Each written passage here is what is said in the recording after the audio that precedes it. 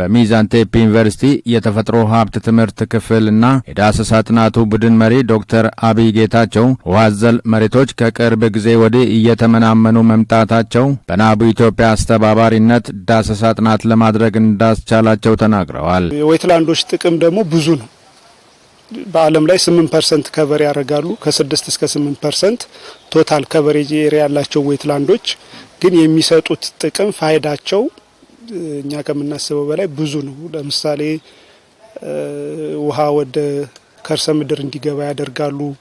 የሚመጣን ኃይለኛ ጎርፍ ያስታግሳሉ። ውሃን በመያዝ ካርበንን ይሄ ካርቦን ዳይኦክሳይድን ስቶር ስለሚያደርጉ ካርቦን ፖቴንሻል ስላላቸው ወደ አካባቢ ላይ ሄዶ ሙቀት የሚፈጥረውን እንትን ስለሚያስቀሩም ይሄ ክላይሜት ቼንጅን ሬጉሌት ለማድረግ ወይም ደግሞ የአየር ንብረት ተጽዕኖን ለመከላከልም ትልቅ እንትን አላቸው። ከዛ ባለፈም ደግሞ ከብዝሃ ህይወት አንጻርም ስናያቸው በርካታ ብዝሃ ህይወቶች ፕላንትም፣ አኒማልም፣ የወፎችም ዋይልድ ላይፎችም በብዛት የሚገኙባቸው ስለሆነ ይሄ ከጊዜ ጊዜ እየተመናመነ ስለመጣ ኢትዮጵያ ውስጥም በከፍተኛ ሁኔታ ስላለ ከኦቨር ግሬዚንግ ወይም ከልቅ ግጦሽ መሬት እርሻ መሬቶች መስፋፋት ከፖሊሲና ኢንስቲትዩሽን አለመኖሩ እነዚህ ችግሮች ስላሉ በዓለም አቀፍ ደረጃ 35 በመቶ የሚሆኑ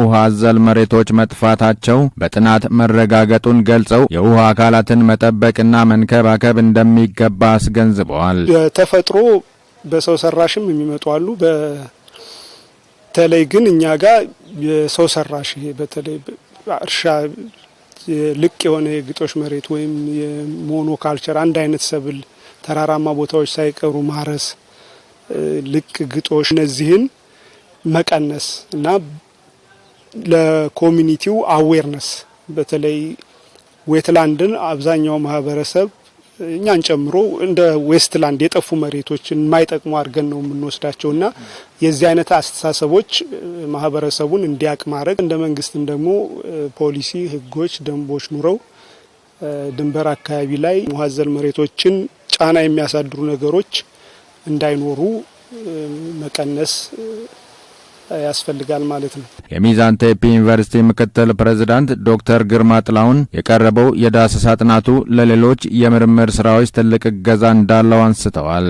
የከፍተኛ ትምህርት ተቋማት በዚህ ደረጃ መጠቀም መጀመር መልካም ነው። ይህንን የሊዲንግ ሮል ናቡ እየወሰደ ስለሆነ አይ ቲንክ ናቡን ሁሉንም ቲም ማመስገን እፈልጋለሁ። ዛሬ የተገኙ ፋይንዲንጎች በዋናነት በቀጣይ ለምናዘጋጀው ማኔጅመንት ፕላን እንደ ዋና ግብአት ሆነው ያገለግላሉ። እዚህ ፖሊሲ አውጪዎች አላቸው፣ የክልልም የፌዴራልም። የፖሊሲ ግብአት የሚሆኑ ነገሮች ሊኖሩ ይችላሉ። ሆኖስ አንዳንድ የምትወስዷቸው ቴክ አዌይስ ሊኖሩ ይችላሉ፣ ከኛ ፋይንዲንግ ማለት ነው። ሪሰርች ላይ የምትሰሩ ሰዎች ለሪሰርች የሚሆን አይዲያዎች ልትወስዱ ትችላላችሁ።